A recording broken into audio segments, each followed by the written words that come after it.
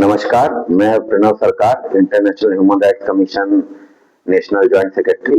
और आज हमारे वेस्ट बंगाल में नए टीम की ये फर्स्ट मीटिंग होने जा रही है और इसमें हम लोग आने वाले दिनों में कैसे कैसे क्या क्या कार्य करेंगे इस संगठन के अंतर्गत, उन्हीं को लेके हम लोग के बीच में आज आलोचना का विषय रहेगा। धन्यवाद, नमस्कार। और आगे का प्रोग्राम आप सभी लोकल लैंग्वेज में सुनिएगा। নমস্কার। আর আজকে আমরা সবাই human rights international human rights organisation এর পক্ষ থেকে এখানে এক জায়গায় এসেছি। আর আজকে এটা আমাদের বেঙ্গলের নতুন টিমের গঠনের প্রথম মিটিং। এটা আমাদের কিছু আলোচনার বিষয় আছে, সেটা নিয়ে আমরা আলোচনা করব। আর আমাদের মাঝখানে আজকে স্টেট আর জেলার যারা দায়িত্বতে আছেন তারা সবাই এসেছেন। এই যে আপনাদের প্রদীপ কুমার দাস, ইনি স্টেটের ট্রেজারার। তারপরে আছেন রণজিৎ পাল, ইনি স্টেটের ওয়ার্কিং প্রেসিডেন্ট। আর তারপরে আছেন প্রদীপ কুমার মন্ডল, ইনি আমাদের স্টেটের সেক্রেটারি। তারপরে আছেন আপনার নাম ইন্দ্রজিৎ হালদার, দাদা আমাদের হুগলি জেলার জেনারেল সেক্রেটারি। আর তারপরে আছেন মিলন মালিক, ইনি আমাদের জয়েন্ট সেক্রেটারি হুগলি জেলা। তারপর আছে আপনার সুরজিৎ দাস, ওয়ার্কিং প্রেসিডেন্ট হুগলি জেলা।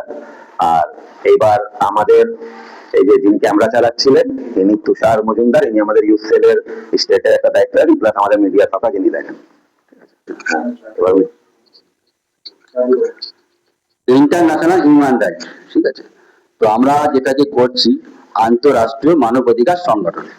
তো আমাদের কার্যকলাপ যেটা হচ্ছে, তো মানুষের মৌলিক যে অধিকার, সেই অধিকারগুলো কি? অন্ন, বস্ত্র, খাদ্য, বাসস্থান, শিক্ষা।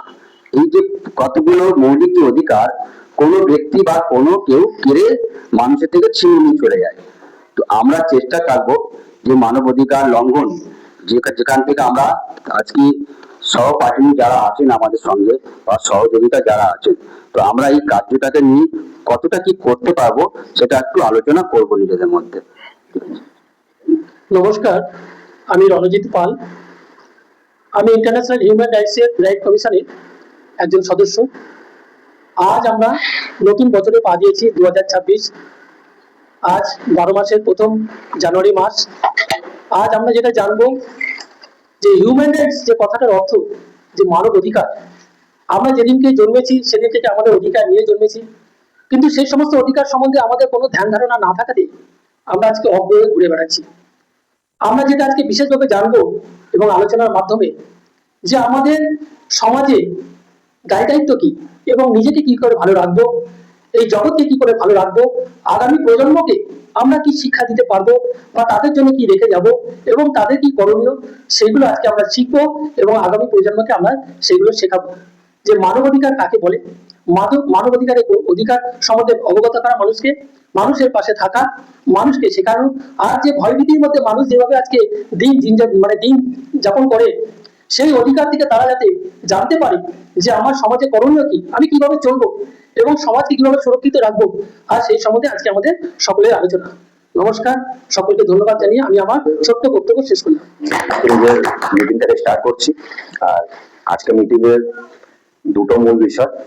একটা হলো কি আমরা 23 জানুয়ারি আর 26 জানুয়ারিতে দুটো প্রোগ্রাম করব। সেই প্রোগ্রামটা কোন জায়গায় করা হবে সেটাকে নির্ধারিত করা। কিছু টিমটাকে বাড়াবার জন্য আমরা সবাই নিজের যে টিমটাকে বাড়াবো, তার জন্য যে আরো মেম্বারকে অ্যাড করা, সেই মেম্বারশিপ গুলিকে বাড়িয়ে আমাদের একটা রিপোর্ট সাবমিট করা। আর আগামী দিনে মাস, 2 মাস, 3 মাসের মধ্যে আমরা বিভিন্ন বাইরের সংস্থা দিয়ে কিছু অনুদান পাবো, যেটা নিয়ে আমরা সমাজের উদ্ধারের জন্য কাজগুলি করবো। এই সব নিয়ে আমাদের কথা। আর আমি আপনাদের কিছু ইনফরমেশন দিতে চাইছিলাম, তার জন্য এখানে আসা। কি আমরা যে 23 জানুয়ারি বা 26 জানুয়ারিতে প্রোগ্রাম করব, তার জন্য আমাদের মধ্যে একটা আলোচনা আছে, যাতে অনেকরা জানে অনেকরা জানে না। আমাদের মিলন মালিক ইনি আর এই প্রদীপ কুমার মন্ডল, এই দাদারা দুজনে মিলে একটা সিদ্ধান্ত নিয়েছে কি দাদা যে প্লেসে থাকে ওখানে একটা প্রোগ্রাম হবে, আর মিলন যে প্লেসে থাকে ওখানে একটা প্রোগ্রাম হবে। তো এতে দাদারা তো যেহেতু দাদাদের প্লেসে আছে, ওনারা তো নিজের একটা দায়িত্ব নিচ্ছে। এবার ওতে আমরা কতটা যোগদান দেব সেটা নিয়ে আমরা নিজেদের মধ্যে একটা আলোচনা করব। আর আমাদের যে অর্গানাইজেশন সেটা আগে ন্যাশনাল লেভেলে কাজ করে ন্যাশনাল হিউম্যান রাইটস অর্গানাইজেশন বলে এটা চলতো। এবার গত 2 বছর দিয়ে আমাদের এই অর্গানাইজেশন আরো অন্য কান্ট্রিতে, অন্য দেশে নিজেদের মানে একটা জায়গা করেছে। আজকে আমরা 7টা দেশের মধ্যে কাজ করছি, আর আমরা এটাকে ইন্টারন্যাশনাল হিউম্যান রাইটস কমিশন বলে এটাকে আমাদের পুরো ভারতে কাজটাকে চালানো হচ্ছে। আর আমাদের এই সংস্থার মেন উদ্দেশ্য হচ্ছে হিউম্যান ট্রাফিকিং কে রোকা। বিভিন্ন দেশ দিয়ে বা আমাদের দেশ দিয়ে যে বাচ্চা, মহিলা বা বিভিন্ন লোককে বিভিন্ন কারণে বাইরে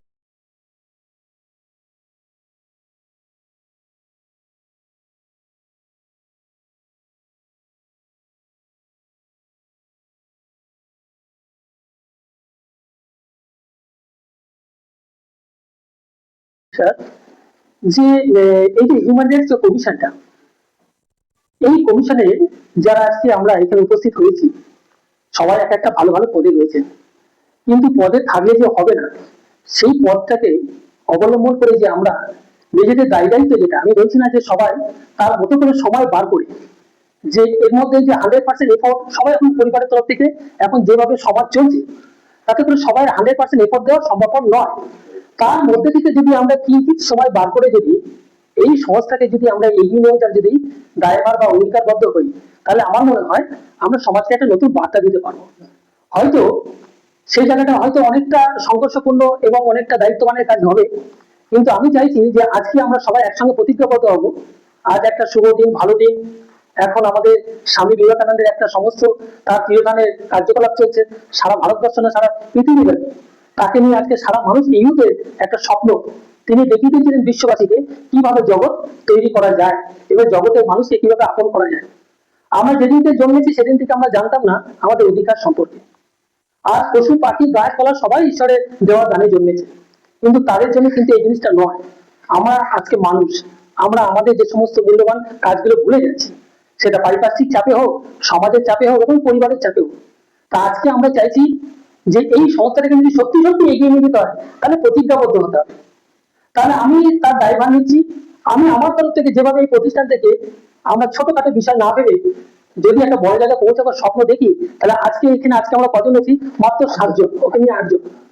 তাহলে সেই জায়গাটা এখানে কিন্তু আমি আগামী দিনে আমি যদি চাই 1000 মানুষ করে নিতে পারি মানে কি বলবো কয়েক সপ্তাহের মধ্যে, কিন্তু সেটা আমার পক্ষে তো একটা এত বড় জার্নি করা সম্ভব নয়। তাহলে যদি আপনারা সবাই দায়ভার নেন, তাহলে সেই দিকে তাকিয়ে যদি আপনারা সবাই এগিয়ে আসেন, যদি আমাদের পারিপার্শ্বিক সাপোর্ট দেন, তাহলে আমরা এই সংস্থাটাকে অনেক বড় জায়গায় নিয়ে যেতে পারি। গোপনীয় ভাবে কাজটা হতো, কিন্তু পুলিশ আমাদের পক্ষে ছিল সবসময় সমাজকে শুদ্ধিকরণের জন্য। আমাদের অনেক দায়ভার রয়েছে, এখানে এমন এমন দায়িত্ব রয়েছে যেগুলো যদি মানুষ নিয়ে করতে পারে, পুলিশ আপনার বন্ধু হয়ে যাবে। আমি এটুকু বলতে পারি। পুলিশ সবসময় নেটওয়ার্কার খোঁজে, আমি নেটওয়ার্কের মাধ্যমে একটা সমাজে গঠন করবো। তারা জানতে চায় যে সমাজে কি হচ্ছে, পুলিশের পক্ষে এত বড় নেটওয়ার্ককে চালানো সম্ভবপর হয় না। এবং সেটা যদি আমরা আমাদের পক্ষ থেকে যদি সেই জায়গাটা তাদেরকে আমরা দেখিয়ে দিই, তাহলে কিন্তু তারা সেগুলো অনেকভাবে কিন্তু ভালোভাবে কাজ করতে পারে, আমাদের পাশেই দাঁড়াবে। পাশে দাঁড়াবে আপনার যে কোনো বিপদে। এবার আমার একটাই কথা কি, আমরা যদি সবাই একটুখানি দেখুন, আমরা সবাই কিছু না কিছু রোজগার করছি, কিন্তু আমার কথা হচ্ছে কি আমরা যদি সমাজের জন্য বিভিন্ন বিশিষ্ট লোককে নিয়ে আরো ভালো ভালো লোককে এতে জয়েন করে একটা ভালো টিম বানিয়ে কাজ করি। আর তাছাড়া আমি বা আমরা সবাই যদি চেষ্টা করে এই যে সংস্থার মাধ্যমে যদি এখানে কিছু অনুদান আনি, যেটা সমাজের জন্য করতে পারি, আমরা যে খাবো সেটা না, কিন্তু আমাদের চলা হাঁটার জন্য যে একটা খরচা, ওটাও যদি বলো না, আজকে ধরো একটা রেট করতে হবে কথার কথা, বা কোনো একটা জায়গায় যেতে হবে, তোমার একটা গাড়ি নিয়ে যাওয়া একটা খরচা আছে, গাড়ি ঘর হাওয়া চলবে না। একটা যদি কোথাও যাওয়া একটা মুভমেন্টে 5-10 হাজার খরচা হচ্ছে, তো কোথাও থেকে আমরা অ্যারেঞ্জমেন্ট করতে হবে, হয়তো আজকে ইনিশিয়ালি আমরা করে দিলাম, কিন্তু আমি চাইছি ভবিষ্যতে এটাকে ভালো করে চালানোর জন্য একটা